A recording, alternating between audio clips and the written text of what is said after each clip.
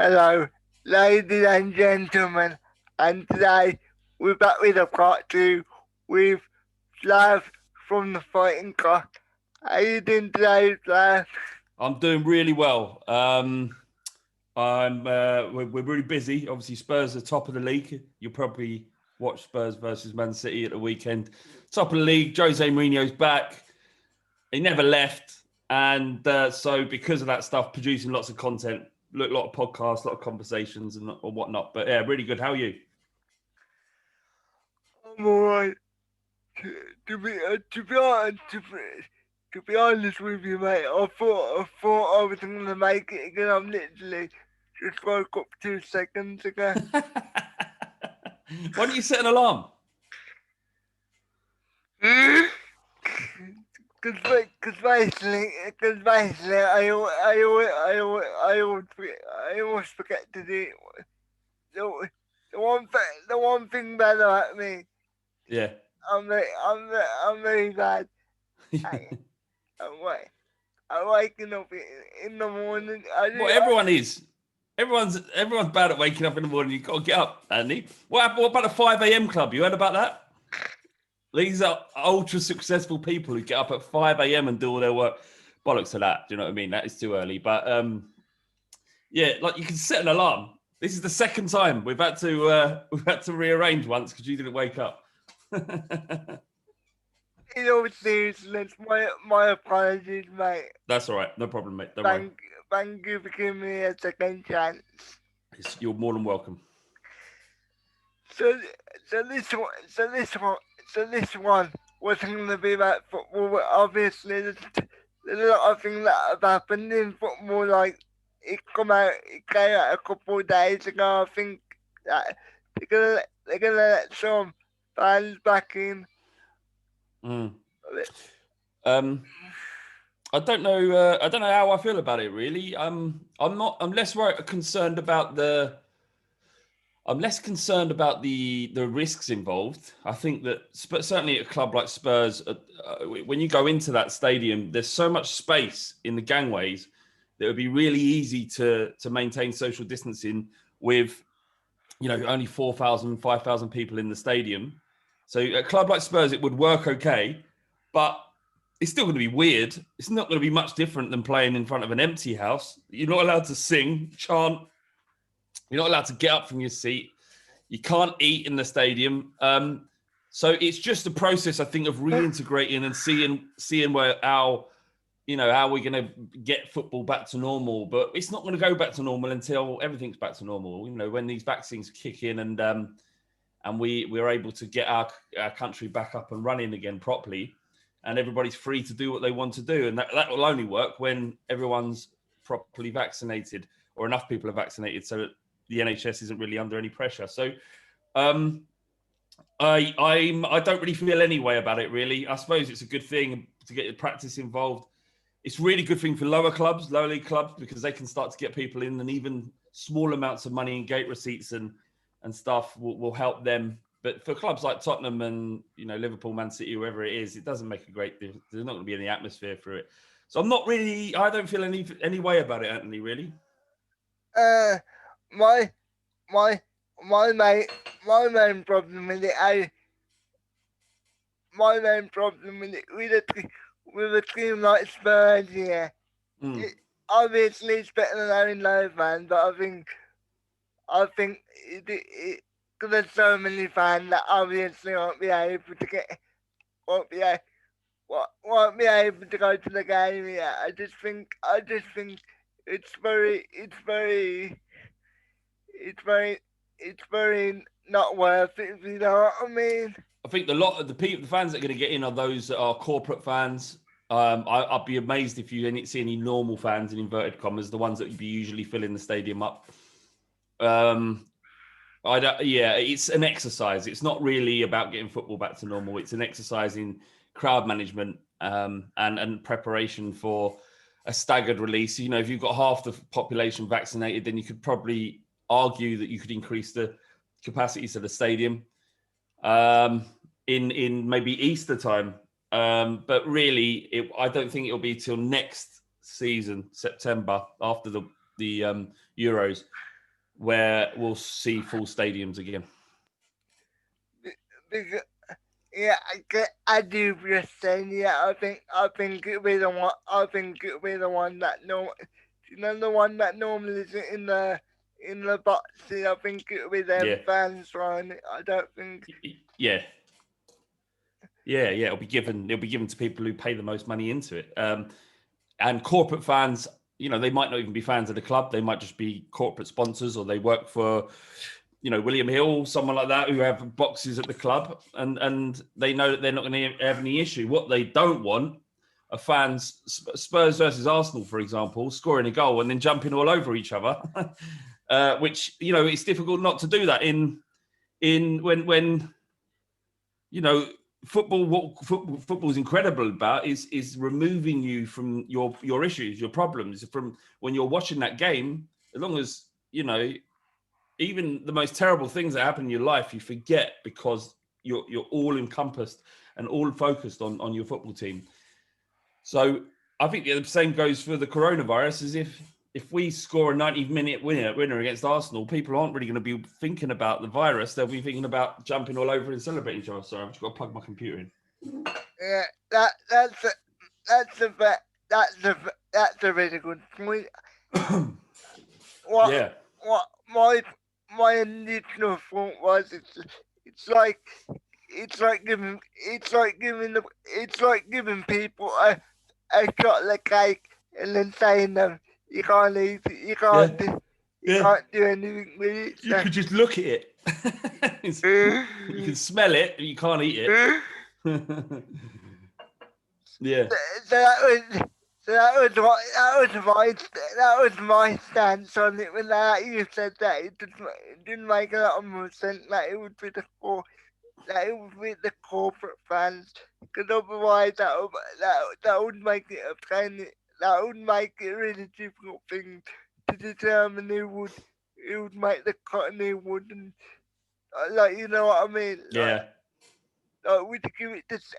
I was thinking, do you give it to season ticket holders as priority, or do you just say you have to buy tickets? Or it'll be a raffle. Like, it'll just be a random selection after the corporates. At Spurs, they have a loyalty point system. So the more away games and home games you go to, the more points you amass. And then for games like Arsenal away or West Ham away, or European games, those who have gone home and away most get choice on whether or not they want a ticket. And those that haven't don't get a choice, basically. So it may be in that system. That's probably the fairest way to do it. Those that have the most loyalty points. Yeah, I just think, it's gonna be a complete nightmare. It's not gonna come across like they want it to, and it would just be like having cardboard fans in the stadiums, if you know what I mean. Yeah, well, they'll have barriers. I'd imagine you'll have plastic barriers between the fans, so you can't actually have physical contact. I don't know how they're going to do it, really. But yeah, I think it's just a tokenistic exercise. I think it's not really about the fans. It's just about getting it all back on board, and moving on. Yeah. Yeah. What I'm interested, because you said this wasn't going to be about football. What is it going to be about?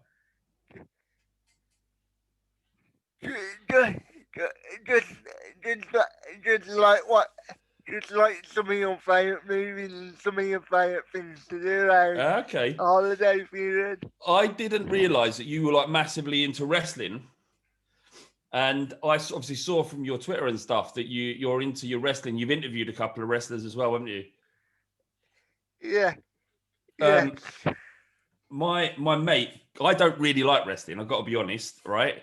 But my mate of mine, during lockdown, he wanted to convince me that wrestling was entertaining and good to watch. And I was like, Callum, that's his name, I don't really want to do that. I've liked wrestling back when I was a kid. I feel like I've grown up now and it's no longer for me. And he's like, come on. So we did a series of 6 podcasts where he tried to convince me to, and you know, while it's, I still think it's silly, right? I think it's weird that so many people love it because it's clearly like there's an amazing technique to what they're doing, and they're doing things that I could never do. Some of it's almost like gymnastics. Some of it's like incredible strength, and the technique that they have so that they don't injure each other and perform these maneuvers is really impressive. All of that's impressive, but it is all fake, right? It's make believe. It's like they know who wins before they start. So that's what I don't. And you have things like ESPN and Sky Sports reporting on it like it's like there was any jeopardy in the result. So I found that really interesting. But what I did get into, I've got to be honest, I really got into like the storylines and politics, like Vince McMahon and what he's about and how he's an interesting character. And when some of these wrestlers broke kayfabe, so I know some of the terminology as well. Yeah, and they did like, I think, what's it called? Real shoots, when they talk, they break the script and they start talking like CM Punk did that time. You mean shoot promo? Yeah, shoot promos. That's it. Yeah. So I loved all that. That was really interesting. Genuinely, like I was my interest was peaked then. The problem I have is that the minute the wrestling starts, I'm like, oh, just tell me the result and let's go back to the storyline. That's a fair point. Obviously, I can understand why people think it's yeah. But either one thing a lot of people don't seem to understand or even really care about, to be honest. About 99.9% of wrestling fans know it's predetermined or fake, whatever you want to call it. Yeah. So I can understand why you would say that, but to many of us, it don't really matter. It don't really matter. No. It's a soap opera, really. It's like a storyline, isn't it? And then you have like these athletical entertainment in the middle of these storylines that determine where the next part of the story gets told. Yeah, I can only speak for myself. Yeah. But I believe if you get the right characters and the right storyline, it can really make it enjoyable. Yeah. So apparently we've got to do something about Undertaker. Something happened with the Undertaker. I don't know what it is yet. But Callum's making me watch some stuff, and we're going to record another episode. I'll send you a link. Because they've not been released publicly. They were behind our paywall. But I'll send you a link to see if you might enjoy listening to it. To be honest with me, mate, I would rather speak to you about things that you are interested in. So, all right, cool. So, what sort of movie do you like? All right, I love movies. Right, I've been watching films since I was literally when I was a kid. I'd watch a film as often as I could. I loved this film called American Ninja. Lots of Jean-Claude Van Damme films when I was a kid. And so movies and film has always been something that I've grown with, and obviously my tastes change. And as you get older, you like fighting movies when you're a kid, and then hopefully you start developing to more sort of, the films with a little bit more depth. But my favorite film, hands down, is Jaws. Without a shadow of doubt, it's an absolute masterpiece. And the fact that it's a masterpiece in that it's about a giant shark or a monster that eats people, and it is as good as it is just incredible. You know, Spielberg, I think, was around 27 when he made that. It was his second feature film. I'm 39. The pressure of making a podcast good is enough for me to kind of lose my head sometimes. Imagine having a Hollywood budget about a shark that eats people, and everything starts to go wrong. When he was producing the film, the shark, which is called Bruce, the model, the shark, was a real thing. Yeah. Nowadays they would use CGI, but then they actually had a real shark in the water. It was supposed to swim. It was supposed to move, and they put it in the water, and the salt water eroded the parts so that it just, as soon as they put it in the sea, it just didn't work. So he's 27. He's got millions and millions of pounds from the studio, Hollywood studio. It's his second feature film. He's got a shark, which the whole film's based around, that doesn't work. And he's got these like Hollywood actors, and he's managed, with all of these challenges, he's managed to make an incredible film. And yeah, for me, I love sharks. I'm infatuated with sharks. I have been since I was a kid. But that's the fact that, you know, you got Jaws. It's such a great film about sharks that I'm interested in, always have been. It just, everything came together for it. I've seen Jaws. I could word for word probably do the script as the film runs. I know every word that's coming. It's I'm just yeah, I love it. It's an incredible. Have you seen it? Please don't say no. To be honest, I've seen it once or twice, Yeah, and I just thought, did I did I did I you said you found wrestling a bit silly? I found that a bit silly. Right, I'm gonna quit the interview now. What do you mean a bit silly? These things exist in the sea. Anthony, these are sharks. They eat people. They exist in the sea. Do you know how many sharks were murdered because of that film? There's like millions and millions a year. And people would go out hunting great whites because of this film. Now, that's not a good thing. That's a bad thing, right? Yeah, cool. Of course. Cool. But the film was so good that it conjured such fear in people. I can't even go swimming in a swimming pool now without thinking, maybe there might be a great white in here that's going to eat me. So, look, I respect your opinion like you respect mine against wrestling, but I'm going to say that you are wrong.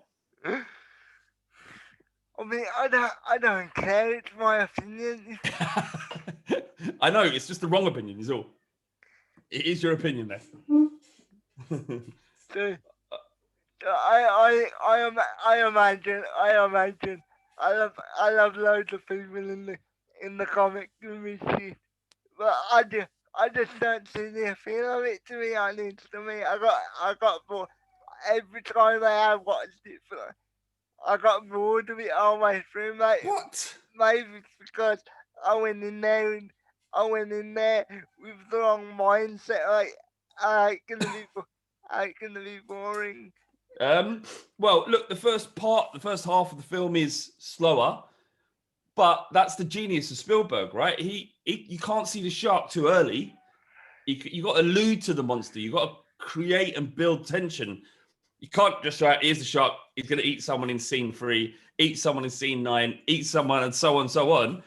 Like, if you see the monster too soon, it loses its impact. Because then it becomes over saturating, and then it becomes another one, and they lose their steam. Well, that's the issue with sequels, especially, horror movies. They make sequel after sequel. If they find a good idea or a good film, they will run it into the ground, right? Every single one. You look at Insidious, right? First film was pretty scary. Then there's like 5 now, and it's the same gag. It's the same scare every single time. Final Destination, first good first idea. They made 5 of them. It loses your appeal. You're like, all right.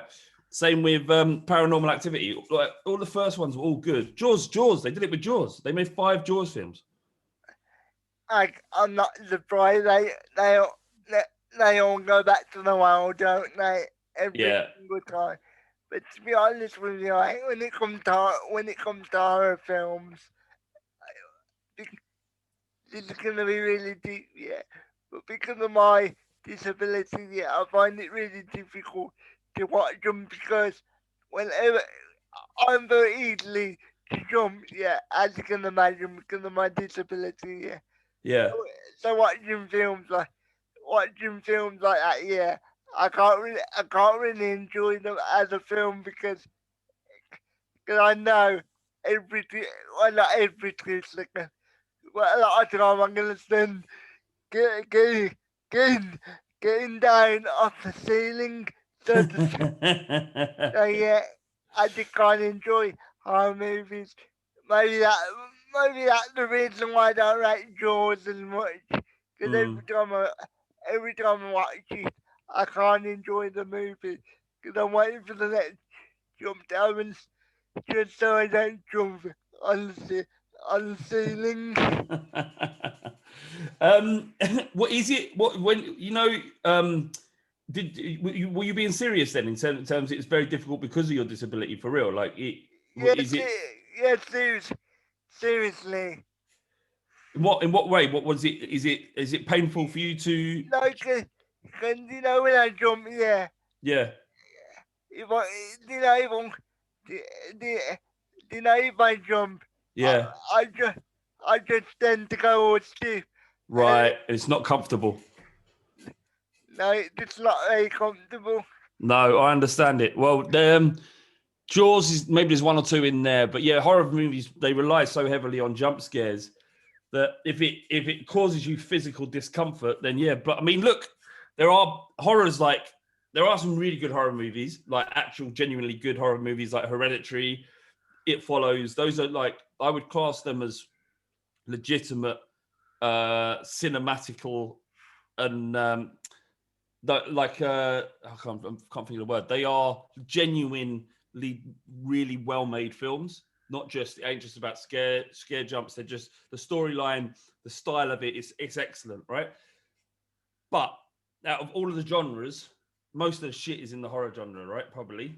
So there's tons more you can watch outside of horror. I think we've got I mean, obviously there's the obvious ones like Shawshank Redemption, that kind of stuff. I really I really liked Magnolia. I don't know if you remember that. That came out about 20 years ago, so you might not have seen it. Vanilla Sky is a good film. There's tons. There's like I'm trying to think of ones that people may have heard of. I watch a lot of independent cinema as well, but it's sort of much lesser known. I love film. I love film. I love books. I love all forms of entertainment. Uh, and and on the deeper level, yeah. Do you know when I'm watching it with people, yeah. Do you know when I do jump? I Mm. know I know it's true, yeah. But, you know, it depends on the person, yeah. But sometimes, yeah, I get really awkward and embarrassed. Right. Well, I mean, yeah, you can understand it. So, I mean, the answer here is don't watch horror movies, isn't it? You already know. Do you get embarrassed because they can see you tensing? It's basically because you know, because you know when I jump, obviously it's very noticeable. So it's like you know when you see Yeah. somebody in public and then you wonder what are they doing. Yeah. Right? It's like that. It's like that basically. Yeah. And also sometimes it's like the film itself is not scary, yeah, but but because I'm preempting the scare, Yeah. so it's just really awkward. Yeah. I can understand that. I can understand. It's embarrassing when you jump in front of your family. I find I often think, well, I'm watching a scary movie, and I jump, and the kids don't. I'm like, oh, and the kids are like, there's nothing happened. They're not reacting to it at all. So I feel like the biggest pansy in the room. So yeah, I can understand it. Yeah, but obviously, I just want to say I do respect the adult one, but uh, the films and that are not for me. No, fair enough. Weirdly, I don't mind TV shows. Like I don't like maybe it's because the film is like a lot of times longer than the series or whatever. But I don't have the same problem with a series. I think a lot of times I watch them by myself anyway. What's your So favourite series? like my favourite series had to be something like CSI or something like that.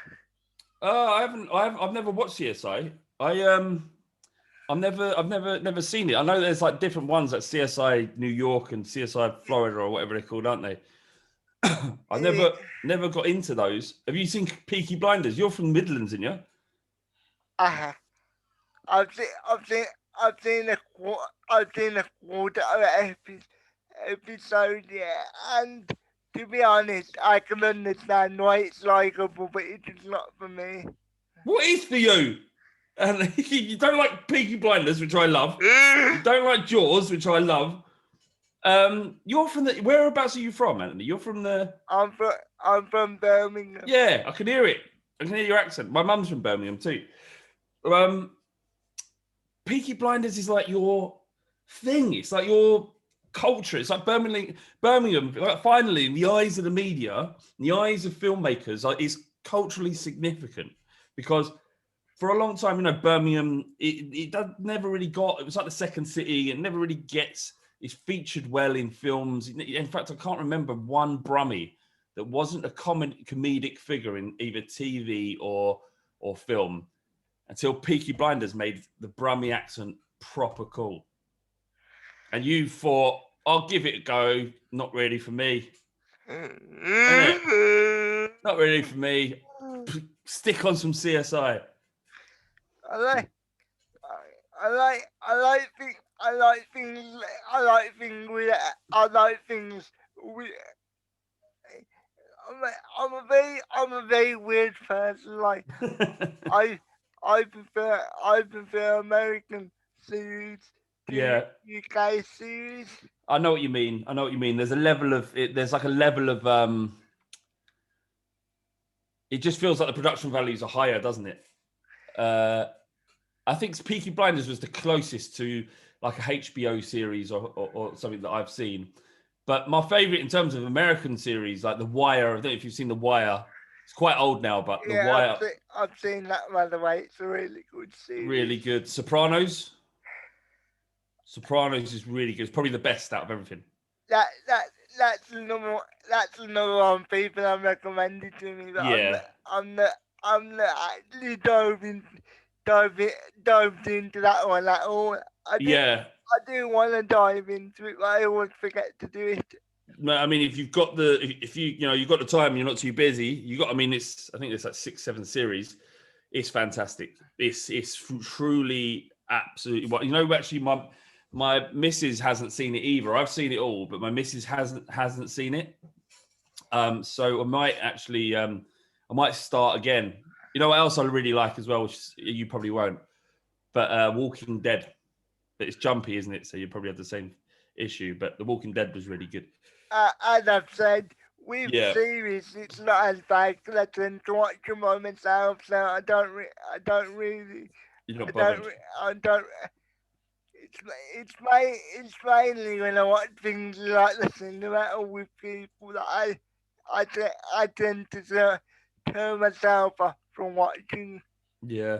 That's why I watch a lot of movies on streaming platform rather than going to the cinema or anything like that. I'm not bothered about the cinema, Anthony. I don't. It's one of the things I've never really enjoyed. I don't dislike it. I just don't get a great deal from it. There are people that are really into the cinema buffs, aren't they? They love watching things on the big screen. And there are films like Jaws on the, but not to keep going on about Jaws, but Jaws on the big, that's a big screen film. Things like Jurassic Park and the Avengers movies. And I can understand why they are they're much better suited to the cinema. But the vast majority of films, I much prefer the comfort of my own sofa, my own space, and just sit down, turn the lights off, and then I prefer that. I can get much more comfortable in my own front room than I can in the cinema typically. So I'm not really bothered about the cinema at all, really. You've been really articulate with that point, and all I was gonna say was, I just find people annoying. They are. People are fucking annoying. They're sitting in front of you, someone gets their phone out, or their phone rings, or they're talking, eating loudly. You're right. The less people around, the better. I mean, you probably loved this lockdown then, didn't you, Anthony? I I had nothing in terms of a creative thing. Obviously, I need to be careful how I word it. The other day, I made a comment and I didn't word it right, and, and obviously people took it the wrong way. So Yeah. yeah. So, so do you like any other sports apart from football? Yeah, I like boxing. I love boxing. I probably watch more boxing than I do football. Oh yeah, oh yeah. I think you've been on the knockout once or twice, haven't you? Yeah, I've been on the knockout once for the Anthony Joshua and Ruiz rematch, which was an absolute shambles, an embarrassment. That the Ruiz is an embarrassment, in my opinion. But I watched boxing. Like there's boxing this weekend. I'm really looking forward to it. There was boxing last weekend that I watched. I don't stay up for like 5 a.m. I used to when I was a kid, well, younger back in the day, but now I'm getting a bit too long in the tooth to stay up all night and then the next day I have to sit around the missus and kids and talk to them when I haven't had a wink of sleep. But so I wait till the next morning and just watch the big fight. So boxing, I like Test cricket and one day cricket. So when England play in the Test, the Ashes, or any Test really, and the World Cup. I don't know if you watched any of the Cricket World Cup a couple of years ago, but that was just fantastic. I love a bit of cricket because I work for myself now, Anthony. Right? I don't have a boss. I'm my own boss. Yeah. I give myself time off when the Ashes is on to sit on the sofa. Play starts generally about 11, half 10, 11 if it's in England. And I open a beer at half 10 and I sit there all day, slowly getting drunk till about 7 o'clock when they stop play. And then I go to bed. And I do a bit more than that, but more or less that's my day for 4 days every 3 weeks. And it's just a rare pleasure. If you're really into your Test cricket, there's nothing greater than the Ashes. Nothing. Can you can you can you try and convert? Can you try and convert? Because I've always hated cricket. I'm not going to try and convert you actually because it seems that everything I love you hate. So it's hard to say because how old are you, Anthony? You're 24, 25, right? Yeah. Yeah. I wasn't into it as much as I am now when I was your age. It's as you get older and your life slows down, you don't mind just sitting and being sedentary for huge periods of time. And cricket's fantastic for it. What's great about it, right, is there's an ever-evolving storyline within a match. Yeah. It's a storyline that that goes over 4 days. And it's like I say, it starts at 10 and the first part of the story finishes on that first day. Yeah. And you can try and guess what might happen in the next few days, but it's really impossible because at any moment, the house of cards can come crashing down, or you can crash their house of cards down, or you might get one hero when all others are falling around, one hero who stays at the crease and bats your team out. And then inevitably you've got two teams like England and Australia, which are hard to separate. They're both very good. Often it will go to the last day. And then you have a finite amount of balls or overs to achieve victory or bat for a draw, or if it all loses. And the closer it gets to the end of play, the more tense it becomes. And it's like a crescendo to this story. That's what cricket is. It's really Test cricket. It's a novel. And that's what it's like. One day cricket is much easier to get into because it's just 50 overs each, smash the ball as much as you can and chase that run rate. And then, so there's lots of drama there, but I sense I'm losing you. I'm really sorry. My apologies, mate. My apologies. Don't worry, it's fine. My obviously this isn't the case. This isn't the case, and I realise over the past couple of years. But I used to think, I used to think cricket was for class twats, to be honest. I mean, rugby is for posh twats. Mm. It's certainly rugby union in the south, but cricket is played by posh twats as well. To be fair, but it's followed by normal people. If you ever manage to get to the cricket, I doubt you ever will, right? But if you wanted to pay lots of money to go and watch the cricket all day, it is very like lots of working class, especially if they're playing at the Oval or or Edgbaston in it's not far from you. Then they have it's much more working class and rowdy. If you go to Lords, it's very stuffy, very rich. The one thing I do like, because obviously it's played during the daytime. Yeah. Sometimes they invite school kids to come down, so I do like that. I do like that bit of the game. Yeah, it's very inclusive. It's very inclusive. But I get why people don't like cricket. I understand it's not that popular. There's also like with the Ashes, Ashes is played only between England and Australia, right?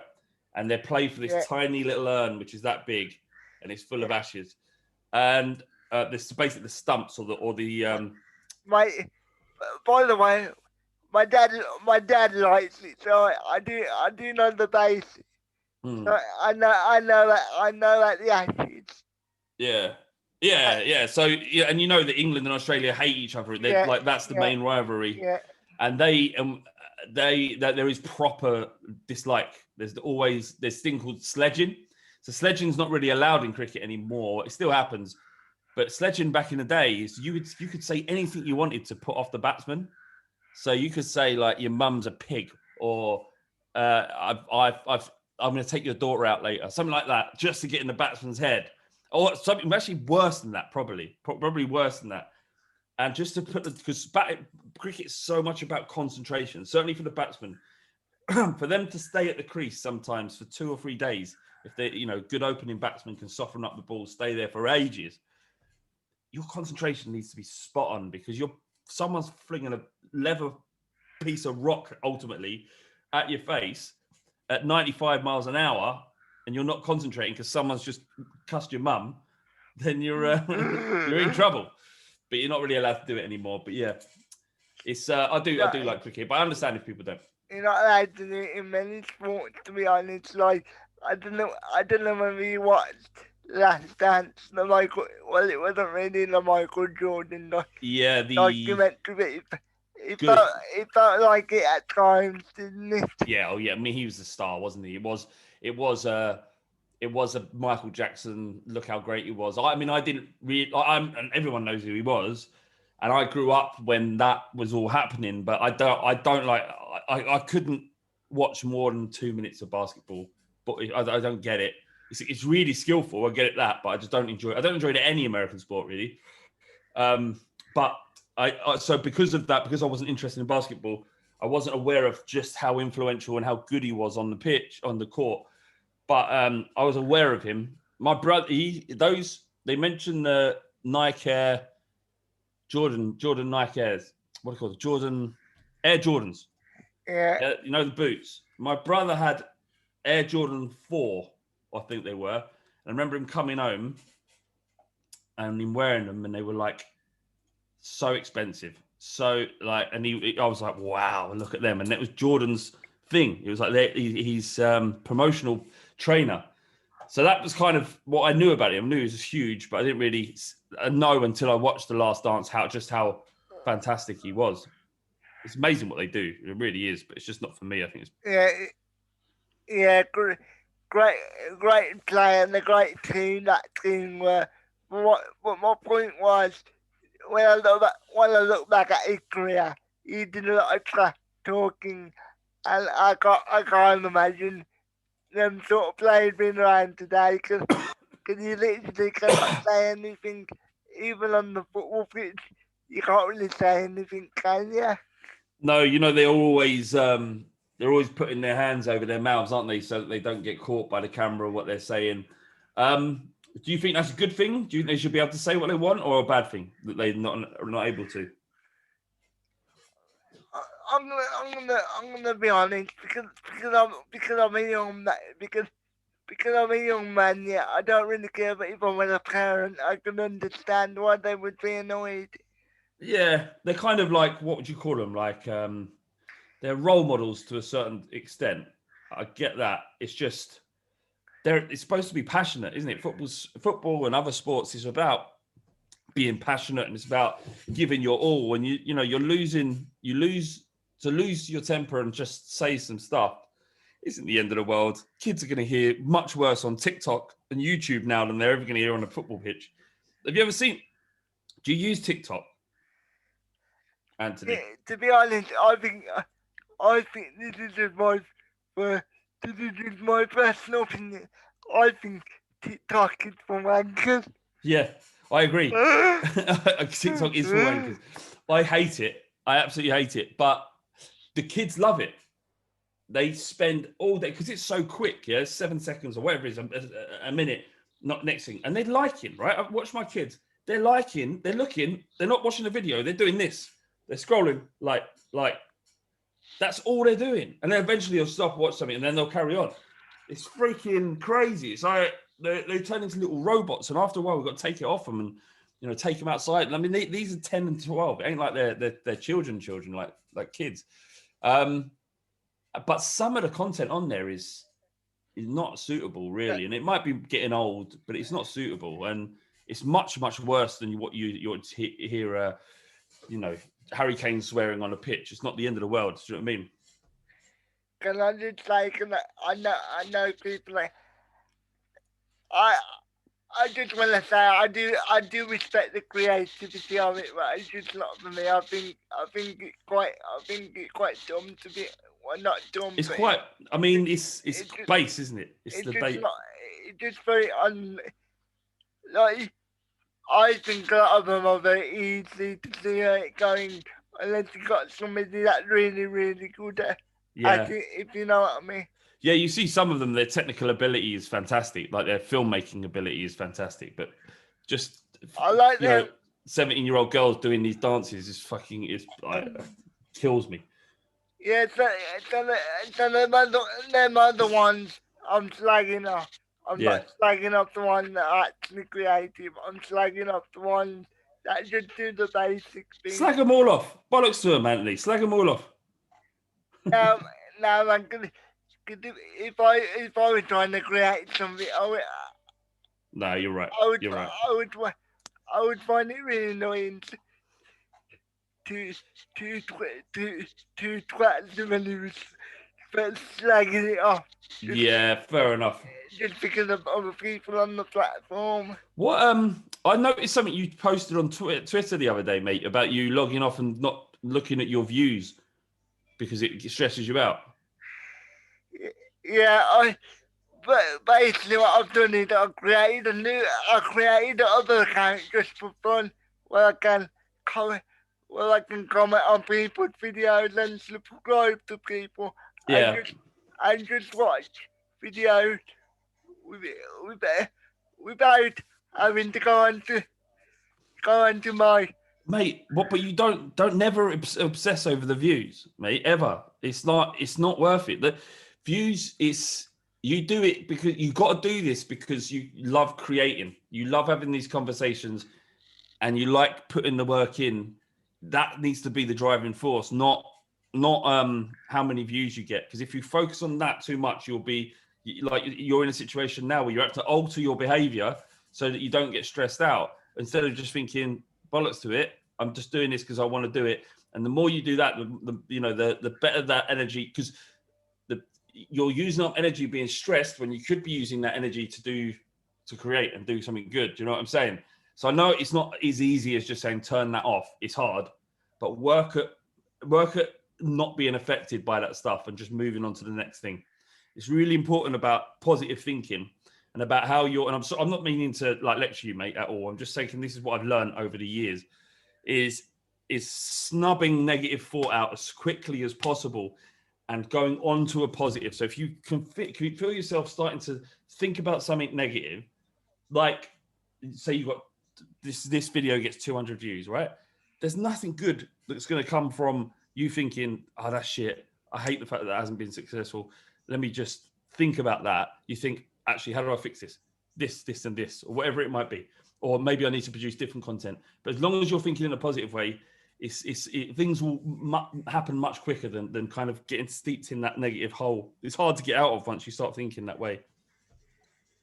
I sorry, sorry, mate. 1 second. I'm late on the button, so I'll turn my TV on. So 1 sec. No worries, mate. That's all right.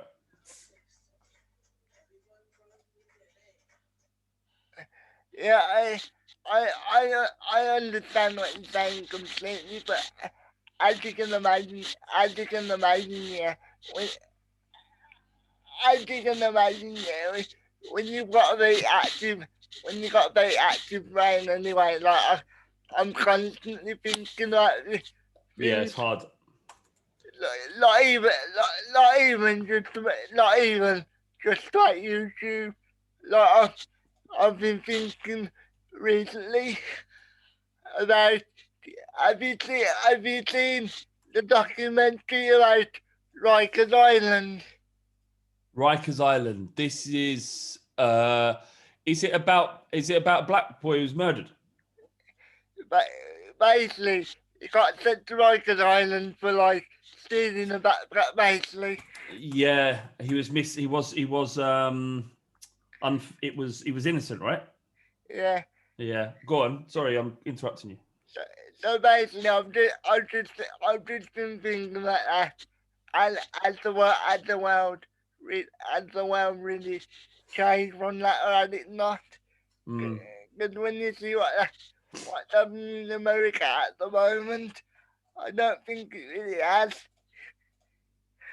I think it has, mate. I think there are still massive issues. Obviously, Yeah, you're never going to defeat racism, but we can work towards a world where things are more inclusive. There will always be racists, right? And there will always be racist people in power. But the more time goes on and the older these generations get and the sooner they die, I'm not saying wishing death on anyone, but the reality for all of us is that we get older and we die and we move on and the next generation takes over from us, that it becomes more liberal, more liberal, more kind, where people aren't judged by the way they look or the disabilities they have or how much money they have or how educated they are. But it's kind of idealistic. It's never truly going to be gone. What we need to do, like we did under when Obama was in charge, is make it not okay for people to be overtly racist. And what happened with Brexit and with Trump, which was completely two things that were born out of racism, in my opinion, it meant that people felt comfortable suddenly again with being racist. And because people always felt that way, it's like, I don't know which way you lean, like politically, right? But if everyone's happy to say that they vote Labour, right? I vote Labour. I care about people. I vote Labour, right? No one really goes out their way to say I'm a Tory. I vote Tory, right? You don't really hear it. And yet they get elected most elections, and last one by a landslide, pretty much. So we know that this country is conservative. And just being conservative doesn't mean racism. They're not all conservatives are racists, or they're not overtly racist. And most of my family vote Tory. I'm the only one who kind of votes left. All the rest of them all vote Tory. My brothers all vote Tory. They're not racists, but they just feel like it's better serves them. Now, what happened with Brexit and like with Trump is that people thought, well, actually, I am racist, and now because I voted Brexit, I feel okay to say it. And I also feel that I can talk about how I feel aggrieved. Like there are people in the northeast, which are typically Labour strongholds, that voted Brexit because they genuinely feel, from experience, that their jobs are under threat from workers from other parts of the EU who work for less and work longer hours and don't really care about workers' rights and whatnot. So the indigenous people get pushed out of jobs, which creates resentment. Doesn't necessarily make them racist. They're just a product of their environment. So this is a very long-winded answer here, mate. But ultimately, we've got to make it not okay for people to be overtly racist. then the world will start to shift again to a more wholesome place. Because under Obama, it felt like the world was more secure, more actually our countries were more inclusive and comfortable, and people felt comfortable. That's not to say Obama didn't do things wrong, like his drone strikes on that killed thousands of innocent people in the Middle East is something else. But for home politics, he did a lot of good. I don't know if you saw this interview with the guy from CNN when Biden won. He broke down in tears. It's one of the moving things I've ever seen. He goes, "Tomorrow, I don't have to tell my kid that they have to be worried about the color of their skin. Tomorrow, I don't have to tell them that lying actually gets you to where you need to go, that being decent and keeping to your word and being true to your word is the right thing to do. Tomorrow I'm less likely to be stopped or shot by the police," that kind of thing. And he just like, as a black man or a person of color in America, just in one foul swoop, their life becomes better because that fucking prick isn't there anymore. Anyway, I think you can be hopeful, Anthony. You can be hopeful. You can watch media, right? Watch the news, and you'll always come away with a negative perspective. But if you look around you, most people are good, I think. Most people are good. Most people want to do good and want to help each other. It's just that those stories don't sell. The media is not interested in them because people don't want that.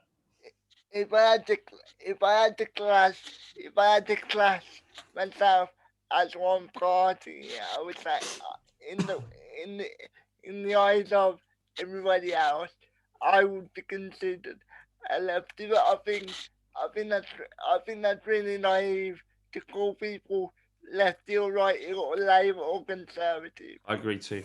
Because I think you can have an open mind about anything. Like, obviously, there's certain policies I disagree with about about,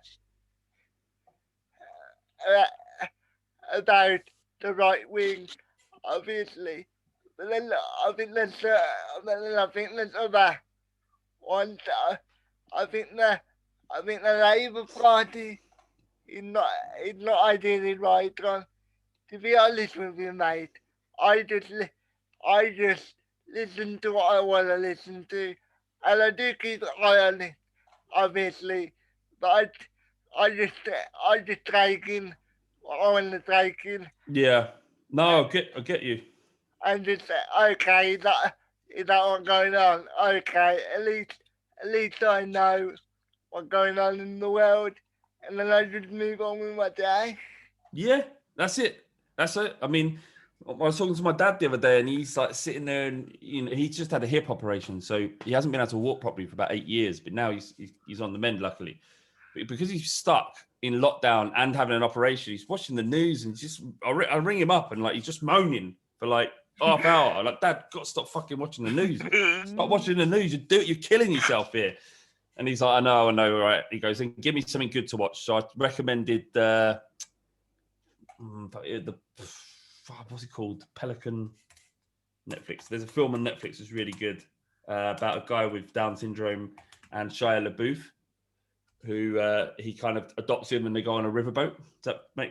You've seen that? It's a really nice film. You should watch it. Makes you feel good. I'll have to look it up, mate.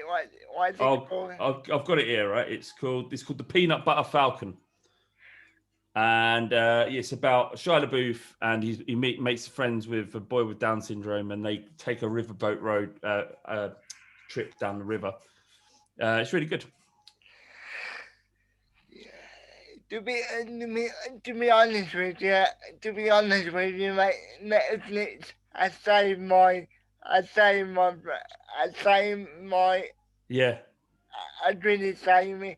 Not only it's during amazing, isn't it? lockdown, while the whole political field was taking shape, because you're trying to break from it on different channels. But a lot of the channels cover it as well. So you're like, how do I get away from this? Then you try and go you try and go and have a conversation with people on Twitter, and then and then they end up talking like this. I mean, you never go to Twitter to stay sane. It's the worst place.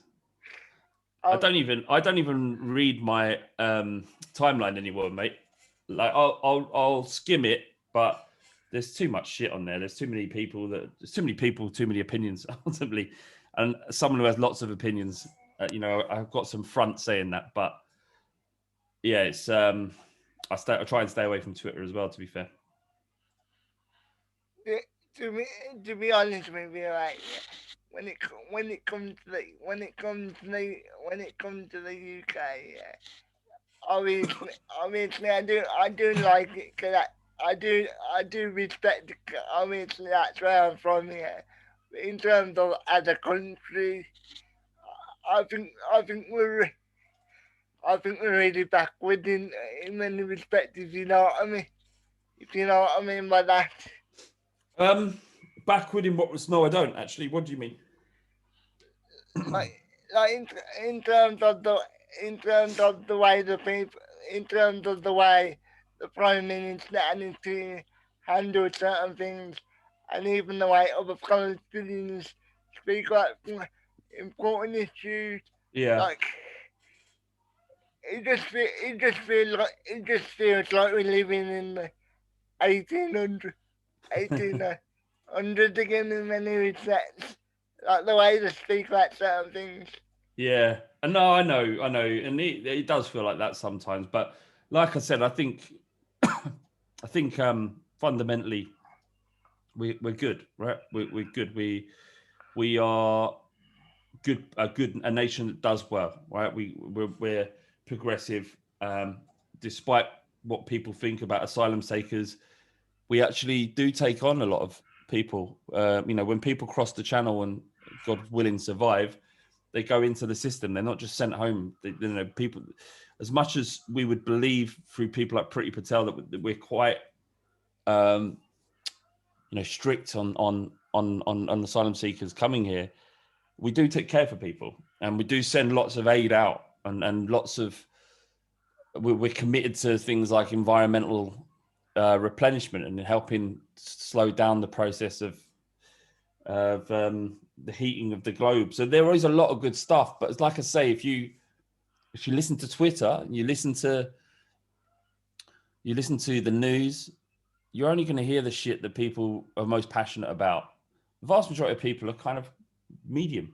They're just getting on, doing their thing.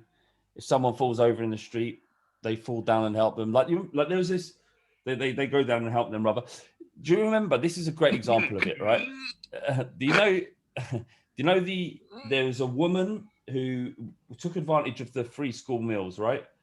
And she took a picture of these two kids, her kids, on the floor, and they're eating the apples and sandwiches. And she said, "Thank you so much for the free school meals. My boys won't go hungry tonight," right? Which is she's grateful, but obviously she's humble. And really what she's doing is probably unbeknown to herself. But on a subconscious level, she's saying, look how fucked this situation is. But it was wrapped in a way that was really positive. Yeah. And people reacted by giving her untold, like transferring money to her account, sending her food vouchers. The boys were sitting on the floor like lino, and someone came in and recarpeted her whole house because people are good. Yeah, people will help. And some of those people who did that might harbor at times offensive views to some people. But there are elements of that character that are good, and they helped this woman and her two kids. That isn't backwards, is it? That's not 1800s thinking. That's progressive coming together to help someone you don't know because it feels good to do that. Yeah. And you can focus on those stories, or you can focus on the wankers. It's up to you. It's it's very difficult.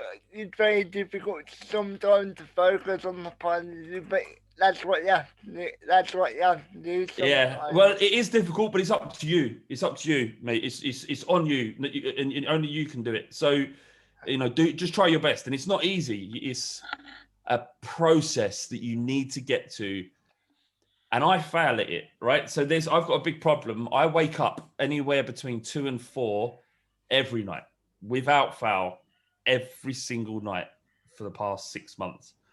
And I look at my phone and I'll think, please let it be 4, not 2, because if it's 2, it means I'm going to struggle to sleep. This morning it was around 3:45, which wasn't too bad, and I managed to get back to sleep. But my brain immediately, as soon as I wake up, starts worrying, starts ticking. What am I going to do? What's going to happen? Am I drinking too much? Am I spending too much money? Do I have enough money? How am I going to pay for the bed? Like all this stupid shit that I can't solve up at 4:00 in the morning. So I'm wasting my time, literally wasting my time, lying there thinking and turning it over for no reason, to have no benefit whatsoever. And I've been trying to train my brain for years to stop negative thought and stop negative patterns, and yet I still fail. So I'm not saying it's easy. It's just you got to just work at it, and the more you work at it, the easier it becomes. Going back, going back to my YouTube, yeah, ever since I've created like a fun account, so to speak. What I mean by fun account is where I can just watch stuff and then subscribe to it and then Yeah, leave a like in. If I want to, I can share it. But my point is, ever since I've created that account, yeah, I've been a lot more relaxed because because for me, for me, yeah, me being on another account, it's like forgetting I even have a YouTube account. If you know what I mean. If you fair know. enough. Yeah, I do know what you mean. Do what you mean, but just try not to focus on something. You enjoy doing this. You're meeting new people. If you're letting views get in the way of these conversations that you're having, and it might, Anthony, the route to success isn't the amount of views you get on YouTube. It is for some people. It is for True Geordie, right? He did that, and he did it at a time where YouTube was exploding and was promoting new content. But another way to get success is by making contacts and making partnerships and making friendships with people. And you do that by talking and by creating. Yeah, not by, it doesn't matter if it's 200, 2,000, 200,000 or 2 million views. By creating and doing, things happen. I completely understand what you mean because I've said to people in the past, if I have the opportunity to go quote unquote mainstream, so to speak, like if I can get if I can get a show on BBC One, for example, this is just this is just me fantasizing. But if I can get a show like that, that is seen by millions of people, and I can get the guests that I want to get on. Yeah, of course. You strive for it, visualize that, Yeah, and aim towards it. But you won't get there by worrying about views. I completely understand that. I do understand that, but then there'll be time where I go back into my own mindset. I know, mate. You got to just it's a process, it's training, and it's it's just as much as you can. Like everything's about learning. There's no problem in failing as long as you learn from it. And it's just a case of you keeping on. But no, I understand when your mind goes that way, and it is that way. But don't be too drastic and don't beat yourself up if things don't work. Just keep at it. And yeah, do not the term of going mainstream. What's your opinion on it? Because a lot of people start off on YouTube and then they go mainstream, so to speak. Yeah. And then what made them unique isn't there anymore. So what do you think about that? Yeah. I mean, or do you not really have an opinion? It's okay if you don't. What? Sorry, go on. Reword your question. Sorry. So basically, you see people that start off on YouTube and then they go on to the mainstream because they got the opportunity. And the next, But and then what made them special isn't there anymore because it's been watered down for TV or yeah, radio or yeah, whatever it is. yeah. Yeah, well, because the bigger your audience is, the more responsible you have to become, and the less you can say without getting in trouble. And I would say that for the fighting cock, we used to be a lot more edgy in the older episodes and talk about. We didn't give a shit really because ultimately the podcast was me, a few mates, few beers, talking about Spurs and other stuff we find funny. And if people didn't listen to it, it didn't matter. It was just something we did because it was fun to do and we were friends and it was good for us to do it, right? Now we have brands involved and it's a sponsored thing, and we have an audience that's significant and responsible to those people, and we don't want to offend them, and so you have to water yourself down. It's just everybody sells out eventually, Anthony, right? Rappers sell out. True Geordie probably is one of the few that just didn't ever sell out. He's still pretty much the same guy. I know him. We're not friends. Like we wouldn't call each other up for a chat, nothing like that. I know him, worked with him professionally, and we really get on well. But to me, he's never changed, and that's admirable because he's still doing it. He's still making a living out of it, and no doubt he's made mistakes, and he's been really honest about those mistakes on his channel, hasn't he? But he's never he's quite refreshing actually, because I think he's aware that he is the draw and his personality is what got him here, and he's just not going to change for anybody. And for that, he's probably lost deals that he could have kept, and he's his life could have been a little bit easier than it has been. But like, fair play to him. I don't think we'll ever see him on TV because of that, but you don't really need TV anymore. YouTube is overtaking it, and there's a new mainstream, and Brian's mainstream is where he is currently, and that's him not giving a fuck as per, which is admirable. I like it. To be honest with you, mate, if something comes up either in TV or radio that can require me to get the bag, so to speak, to get a really big payday. Yeah, I'm not going to turn that down. no, no, nor would anybody. I don't think. Like we got a lot of stick for the Fighting Cock is like sponsored by William Hill, obviously a betting brand, and we got some stick about that because betting causes problems, mental health problems, and people lose a lot of money if they're addicted and whatnot. But you have to judge the ethical argument with this money that gets him is actually going to make my life more secure and my kids more secure, and pay for things I wouldn't be able to pay for, and mean I have to worry less. And it is about gauging the right thing, and it takes a very strong person and who's very strong in their and steadfast in their ideals to turn that down because of the ethical issues with money. Now, my argument is, and this is the way I reason it to myself, is that there's everybody's a hypocrite. Everybody. No one, if you really are so steadfast against gambling and making money from it, then you shouldn't be watching football at all. You shouldn't be watching it at all. It's funded in part by the gambling industry. So you can't enjoy this. It's not all right for Spurs to have mansion betting on the front of their top as they did 10 years ago. And there's no issue with that. But then this tiny podcast who gets a deal gets like a tiny sliver of money in comparison, but you have an issue with them.